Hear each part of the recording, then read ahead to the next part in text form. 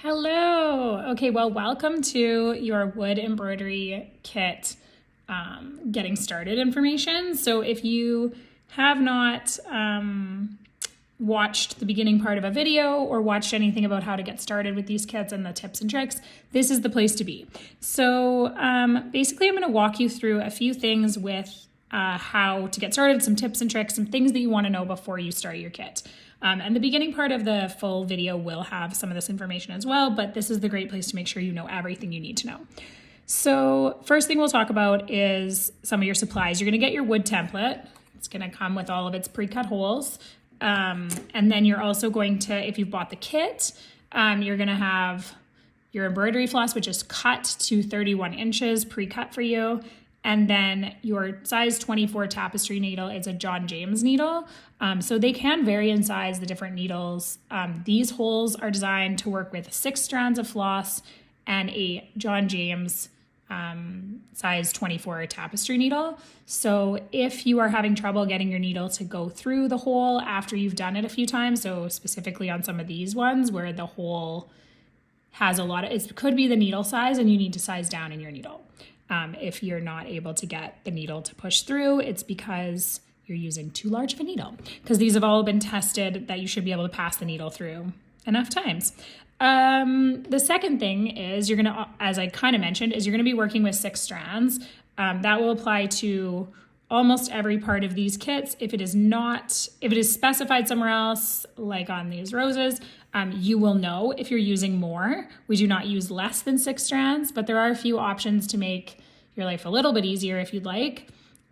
For this kit, I stitched this whole kit with 6 strands threaded through the needle.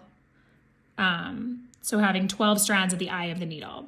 If you are having trouble, so all of the passes that I did through these holes was done with a size 24 needle and this many strands on my needle. So there should be enough room to get through, is basically what I'm trying to say.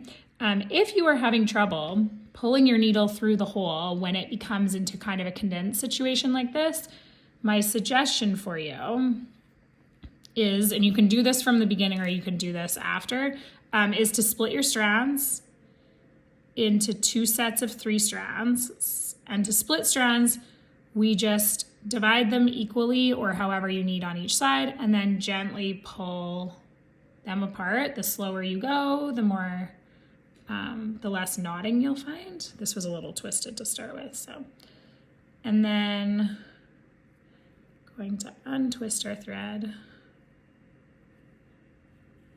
as I've got a little knot. So once we've separated our strands, we can do the folded over method over our needle. So that just looks like taking half of the strands that you need for your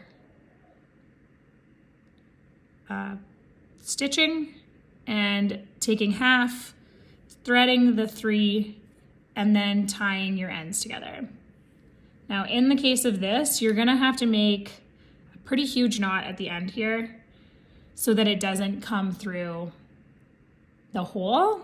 That isn't the second thing I was gonna talk about. So if you've chosen to do this, the one thing that I'll say is that because you don't have 12 strands at the eye of your needle that are passing through, it can make it easier to get this needle through. But you will need quite a large knot at the end for your very first stitch. So I'll show you 2 ways that you can secure your thread when you start a new piece of thread. In this case, we need to start with nothing at the back, right? We're doing our very first stitch. And so essentially your knot needs to be big enough that it doesn't pull through this hole. When you're tying, you're gonna make this knot quite large, I think 3, or if we're doing a quilter's knot, which I can show after, you would, or a link, sorry, into the comments here, you will make a large knot. And then as you can see, you're gonna pull your knot and it should be large enough that it doesn't pull through. I'm giving it some good tugs, the pretty hard tug, it went all the way through. So 4 if you wanna pull really hard, but you shouldn't need to pull that hard, so 3 should be enough. yeah, it holds at 3, and then you just gently pull, and then you can start stitching. Now, if this is only for the very first time you pass your needle, or the very first stitch per kit. If you are working with a kit that already has stitches at the back, the best option is to just tie a regular knot and then use your other stitches to secure that knot.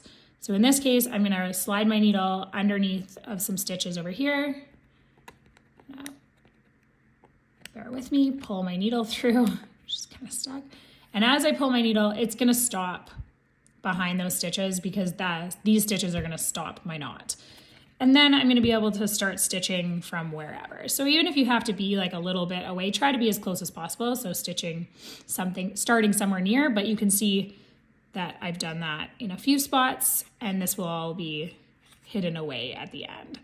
So to finish your stitches, you're gonna follow a similar method.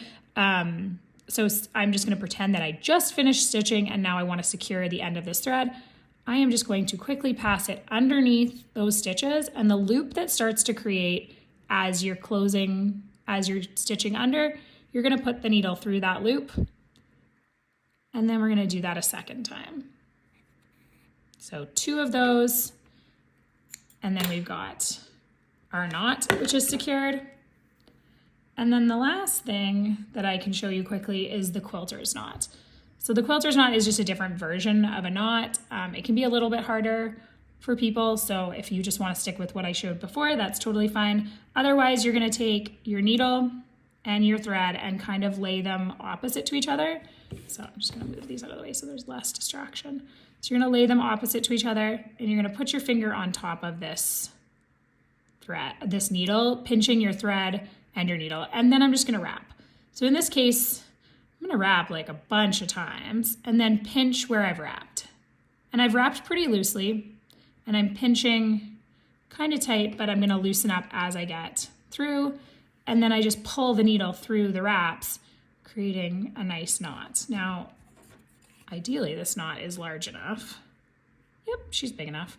So I've got a nice large knot, and then I do wanna give it a good trim. Oops. Give it a good trim so that my thread is not showing. And then you're ready to start stitching. So you have the basics of how to start. When it comes to how much thread to take, if you do not have the kit, I highly recommend sticking around that 1 arm's length, so around 31 inches.